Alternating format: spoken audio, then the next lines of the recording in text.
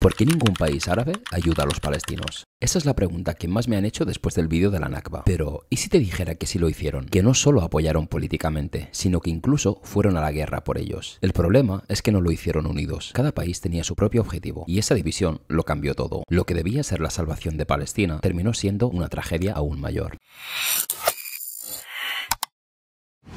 La mañana siguiente del 14 de mayo de 1948, la noticia de la fundación del Estado de Israel corrió como la pólvora por el mundo árabe. Para muchos era una humillación intolerable. Cientos de miles de palestinos expulsados de sus hogares, masacrados, secuestrados y encarcelados, mientras las potencias occidentales aplaudían el nacimiento del nuevo Estado. Así que los líderes árabes no podían quedarse de brazos cruzados. Lo veían como una violación flagrante en los derechos humanos, algo que no se podía permitir, lo cual llevó a lo que se conocería hoy como la Primera Guerra Árabe-Israelí. Países como Egipto, Siria, Jordania, Irak y Líbano movilizaron sus ejércitos. Arabia Saudí, Yemen y otros enviaron voluntarios. En total eran 5 ejércitos estatales contra un estado recién nacido. La lógica decía que Israel no tenía ninguna posibilidad, o al menos eso era lo que creían. El 15 de mayo, los tanques, aviones y soldados árabes cruzaron las fronteras. Para los palestinos era la esperanza de recuperar su tierra. Para los israelíes era una cuestión de supervivencia. Las milicias judías estaban mejor coordinadas, además de que contaban con apoyo internacional en armas y logística.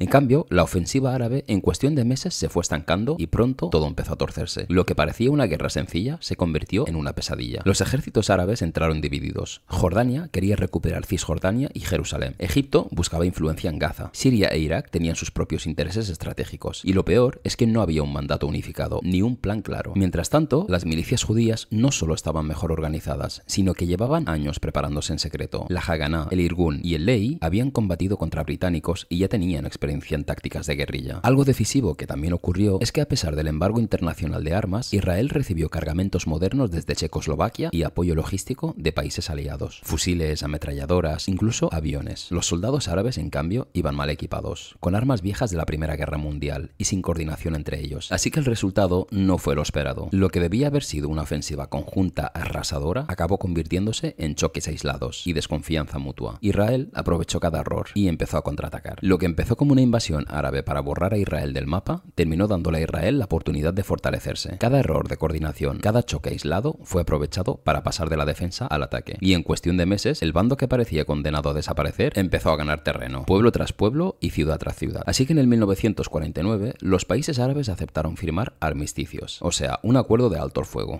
El mapa de Palestina dejó de parecerse al que había dibujado la ONU 2 años antes. La ONU, en su plan de partición del 1947, había asignado a Israel un 55% de Palestina. Pero tras la guerra, Israel controlaba alrededor del 78% del territorio. Es decir, no solo sobrevivió, sino que amplió sus fronteras mucho más de lo previsto. Y lo que quedaba de Palestina se repartió. Jordania ocupó Cisjordania y Jerusalén Este. Egipto administró la Franja de Gaza. Y los palestinos no tuvieron estado propio. Mientras tanto, cientos de miles más fueron expulsados de sus pueblos durante la guerra. Muchos huyeron a campos de refugiados en Jordania, Líbano y Gaza, donde generaciones enteras siguen viviendo hasta día de hoy. Para los palestinos, la Nakba no solo no se revirtió, sino que empeoró. La promesa de una liberación árabe se transformó en una derrota más amarga aún. Lo que debía ser la liberación de Palestina terminó consolidando aún más el nuevo Estado de Israel, que salió de la guerra más fuerte de lo que había entrado. Pero esa no fue la última palabra. De las cenizas de la derrota surgiría un nuevo líder, alguien que prometía devolver el orgullo perdido a los árabes. Y su primer gran golpe no sería contra Israel, sino contra las potencias que aún dominaban la región, Gran Bretaña y Francia. Y así comenzaba la crisis de Suez. En el 1952 hubo un golpe de estado en Egipto y un grupo de oficiales jóvenes tomó el poder, y entre ellos emergió un líder que marcaría la historia. Y ese era Gamal Abdel Nasser. Y para millones de árabes él representaba algo nuevo: independencia, orgullo y el sueño de recuperar la dignidad perdida en el 1948. En 1956 Nasser daría un paso histórico: nacionalizar el canal de Suez. Es decir, este canal deja de estar en manos de empresas británicas y francesas. Ahora pasa a ser propiedad del Estado egipcio. Egipto lo controla, Egipto cobra los peajes y Egipto decide. Quitando el control a potencias extranjeras, lo convirtió en parte del patrimonio egipcio, ya que ese canal no solo era una ruta de agua, era como la arteria por donde pasaba gran parte del comercio mundial, incluido el petróleo hacia Europa. Y hasta entonces estaba controlado por Gran Bretaña y Francia, dos potencias coloniales que lo habían explotado durante décadas. Cuando Nasser anunció que Suez sería egipcio, Londres y París, por supuesto, no lo vieron con buenos ojos. Era una humillación inaceptable, pero no estaban solos, porque Israel también tenía cuentas pendientes con Egipto. Cuando Nasser bloqueó el estrecho de Tirán, apoyaba a los fedayines palestinos que cruzaban para atacar en territorio israelí y se convertía en la voz más fuerte contra el Estado judío. Así que en secreto, británicos, franceses e israelíes firmaron un plan conjunto, uno que demostraría que Oriente Medio ya no solo era un conflicto global, sino un tablero de ajedrez mundial. Primero, Israel lanza su ofensiva sobre el Sinaí, avanzando con rapidez hacia el canal. A los pocos días, Gran Bretaña y Francia intervienen con la excusa de separar los dos bandos, pero en realidad era un movimiento pactado. Los israelíes atacaban y los europeos fingían ser árbitros para luego recuperar el control del canal. En cuestión de días, aviones británicos y franceses bombardearon posiciones egipcias y varios paracaidistas fueron desplegados. El ejército egipcio, aunque era muy grande, no estaba preparado para enfrentar esa combinación de tres enemigos al mismo tiempo, y militarmente la derrota de Egipto parecía segura. Pero la guerra no se decidió solo en el campo de batalla. Aquí apareció un factor nuevo, la presión internacional. Estados Unidos y la Unión Soviética, rivales en plena Guerra Fría, coincidieron en algo impensable: obligar a los británicos, franceses e israelíes a retirarse, pero no por amor a Egipto, sino porque ninguno de los dos gigantes quería que las viejas potencias coloniales siguieran controlando la región. Así que en pocas semanas, lo que parecía un triunfo de Londres, París y Tel Aviv se convirtió en una retirada humillante. La invasión militar había fracasado, y aunque Egipto había sufrido en el campo de batalla, Nasser salió como el gran vencedor político. De repente, aquel joven militar se convirtió en un héroe del mundo árabe, el hombre que desafió a Occidente y sobrevivió. Su imagen se disparó. Era el símbolo de la unidad y el orgullo árabe. Para Gran Bretaña y Francia, en cambio, la derrota fue una humillación histórica. La crisis de Suez demostró que ya no eran las potencias dominantes y que en Oriente Medio los que mandaban ahora eran Estados Unidos y la Unión Soviética. Pero ahora la Guerra Fría entraba de lleno en la región y los palestinos, una vez más, seguían sin Estado. Y aunque tenían una nueva esperanza y un líder que decía estar dispuesto a enfrentarse a Israel y a Occidente en su nombre, la pregunta ya no era si habría otra guerra, sino cuándo. Así que 11 años después, en el 1967, esa revancha llegaría y se conocería como la Guerra de los 6 días. Una guerra que no solo redefinió las fronteras, sino que marcó el destino de toda la región hasta hoy. Pero eso lo veremos en el próximo capítulo.